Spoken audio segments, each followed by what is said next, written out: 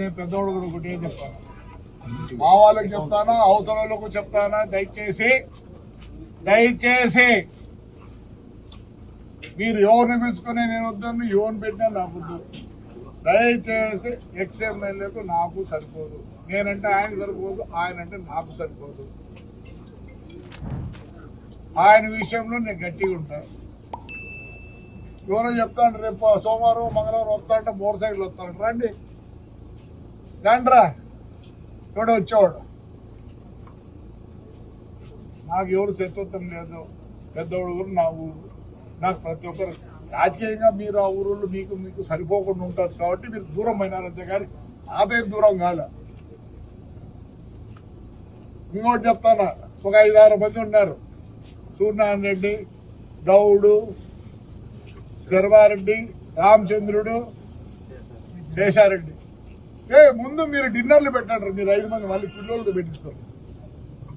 తిప్పేదే వాళ్ళకు డిన్నర్లా మీకు ఆతులు తింటూ పెట్టండి రా రే.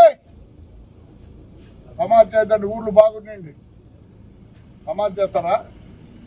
వస్తారంట మోటార్ సైకిల్లో, వాడే తిరిగిపోలేడు, మీరే వస్తారు తిరిగి. రమ్మను.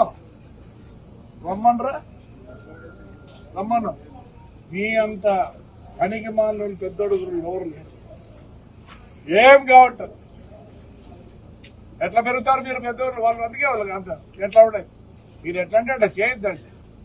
ఉండే వాళ్ళని కాపాడు. ఈయన ఉన్నాడు, ఎవరినిదే నేడుమాకలపల్లె హైదరాబాద్కు పోయిన మళ్ళీ వచ్చినాడు. ఎట్లొస్తాడు? నిన్నేం చేయలే? నీకేం కష్టం కలిగించినాడా లేదా? వాడికి కూడా చెప్తాను, ప్రేమ ఉంది. భద్రం ఆడికాడికి వచ్చినావు, రారులే, హాయిగా ఉండండి. నాకు మీరందరూ సరిపోతా ఊళ్ళో. నేను ఎవడొచ్చినా పని చేస్తాను. నేను దూరం చేసుకోదలుచుకోలే, దగ్గర తీసుకోవాలనుకుంటాను అందరినీ. చెప్తారా చూడి, చిత్తమ్మరిగా మన అబ్బాయి కూర్చుంటావా? ఊర్లో పెట్టమంటావా? పెంట నాకేమొస్తారా పెంట పెడితే మీ ఊర్లో? ఏమనుకుంటున్నారు? నేను అందరితో బాగుండాలనుకున్నా. చెప్తాను, 6 మందికి మీరు ముందు డిన్నర్లు పెట్టండి. అయ్యా పెద్దోడు చెప్తారా, మీకు అవతల యువతల కాదు, వీళ్ళు 6 మంది పెట్టినాక మళ్ళీ మీరు పెట్టండి డిన్నర్. ఊరు తిప్పుతారు, మీకు తప్పు చేద్దండి. ఊరు బాగుండాలా, పెద్దోడు కూడా బాగుండాలా. ఏదో పంటలు చేసుకొని హాయిగా ఉన్నారు, దీంట్లో జోక్యం చేసుకోవద్దండి.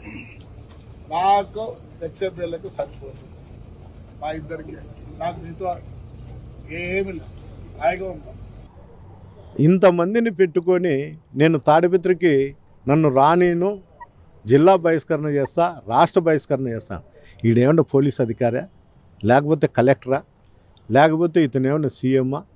ఏందో ముందు అతని అర్హత ఏందో అతను చెప్పి తర్వాత మాట్లాడితే కూడా దీనికి ఒక అర్థం ఉంటుంది.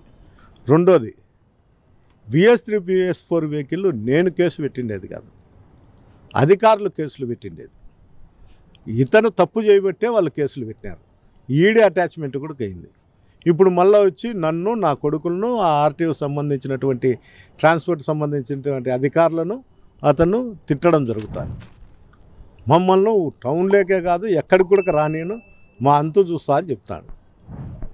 అయ్యా నేను మీడియా రూపకంగా నీకు చెప్తాండా, మా అంతు ఎప్పుడోసారి చూస్తావు, కానీ ప్రతిసారి నువ్వు చూస్తా అంటే చూయించుకోనికి మేమే అమాయకులం కాదు, నీ ఇంటికాడ వంట మనుషులో డ్రైవర్లమో కూడా కాదు. ఎందుకు చెప్తున్నా అంటే నన్ను కొడతాడంట, లేకపోతే ఏందో చేస్తా అంట.